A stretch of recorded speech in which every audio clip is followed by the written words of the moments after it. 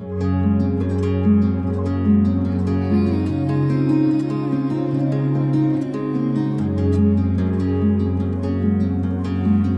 morning guys, it's Petrus and Pardet bringing you your daily St. Lucia Experience beach walk update. We're here at the start here at the Sugarloaf or the public slipway, and we can see the water levels are high, not extremely high but high, and there's been some hippo activity here last night. Interesting. See you on the other side. Just a point of reference. And just to show you that this is a white mangrove tree. This is how they look like. There's very few of them left. We need to get this estuary functioning if we don't want to kill off all the white mangrove trees in the system. Rain still coming there from the north. You can see it in the rays of the sun coming through the clouds. If we look towards St. Lucia, there's a cloud bank forming, but like I normally say to the people, winter months we normally get the rain in the evenings. Most of the days are beautiful, comfortable, acceptable heat, not the scouring heat that we get here in February, March, November, December, January and February. And Berno, I just saw whales jumping on the horizon. Sorry my friend. Guys, the whale season is in full swing. Advantage Tours and Charters has got a special running, 750 Rand per person. And it's worth the outing. Normally you see whales and dolphins.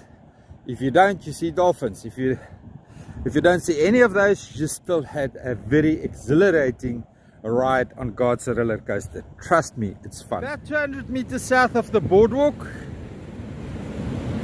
on the way to the estuary mouth, which is closed at the moment. Remember, this is now the 18th of June 2021. Estuary mouth is closed. But about 200 meters south of the boardwalk entrance is this beautiful gully. And I just saw somebody catch a shad. People are putting a live bait here out on slides, and the hype and the activity is quite vibrant. It looks like everybody has got fishing fever. Right opposite the entrance of the boardwalk, all the way to the estuary mouth, there's beautiful gullies to fish in. Totally obedient, totally under control. Voice command, voice operated. All beautiful fishing waters. Neap tide. Absolutely fantastic. I would never imagine that the neap tide beach can look so beautiful for fishing. I always thought spring tide fishing, but right now, fishing on spring tide, north of the main beach, low tide, pompano, yellowfin bream. Fishing on the neap tide, Jabula Beach to estuary mouth, yellowfin bream, kingfish and salmon. The odd grunter is coming out, but I won't put my money on that one. That was dug open here to the north by the swash and wash effect from the estuary mouth when there was still interaction. I'm anxious to see with all the water level rise if we're going to get a breach here at the next neap tide. That would be amazing to have the estuary functioning again, and all God's critters can get back into the 36,000 hectare nursery. Won't that be amazing? The water's here at the bay at the estuary mouth. It's amazing. Our nature is patiently waiting to get back into the nursery. Absolutely amazing. Loads of flower snails. I believe the Varuna crab this time of the year is full on our coast. Apparently at Muntumzini they're hatching there, and further down south and north they're hatching at all the functioning estuaries.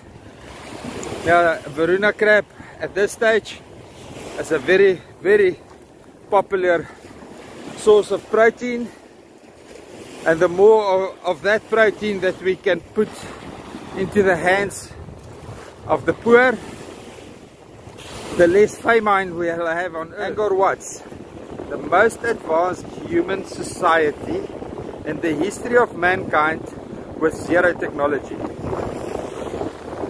Let that sink in.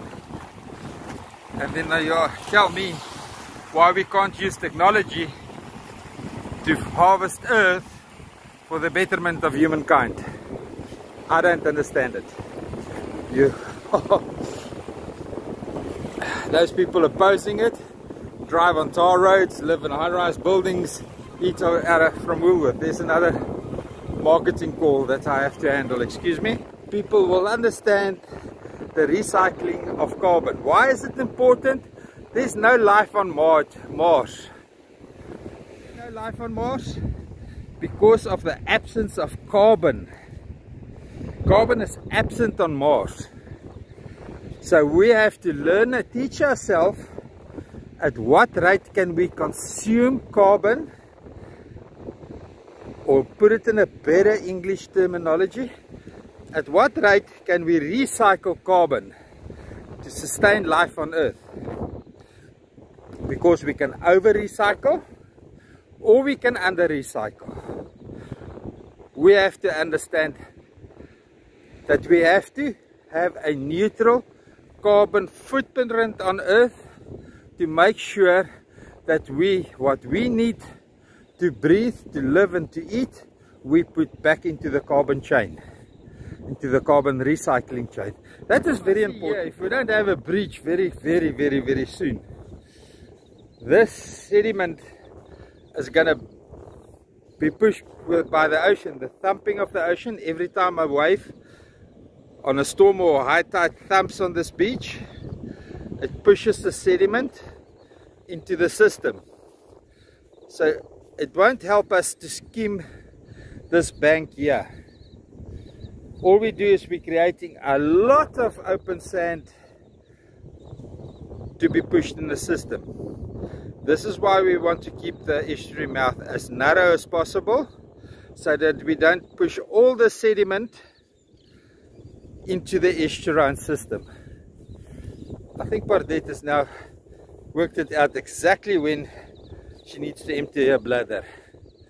Every time that she sees me pivoting to the right, she's starting to wee.